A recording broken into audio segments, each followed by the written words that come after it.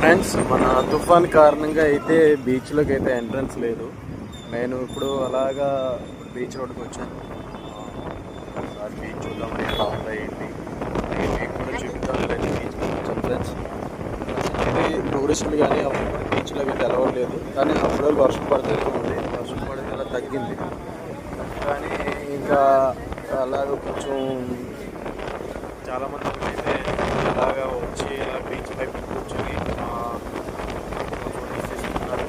దగ్గర ఒక విదేశ్ నుంచి అయితే బీచ్లోకి ఎంట్రన్స్ లేదు తుఫాన్ కారణం వల్ల అయితే. ఇంకా ఈరోజు 28 కదా, 29 వరకు కూడా చెప్పారు. జస్ట్ నేను ఇప్పుడు కస్టమర్ తీసుకుని బీచ్ రోడ్కి వచ్చాను. హోటల్లో డ్రాప్ చేశాను. ఈ గ్యాప్లో మిమ్మల్ని అందరినీ ఈ లొకేషన్ చూపించి అండ్ బీచ్ కూడా ఎలా ఉందో సార్ చూపిస్తాను. అన్నీ కూడా బీచ్లోకి అయితే ఎంట్రన్స్ లేదు, కానీ దగ్గరలో లోకల్లో ఉన్న వాళ్ళందరూ అలా వచ్చి కొంచెం ఫొటోస్ తీసుకోవడం కానీ అలా చేస్తారు.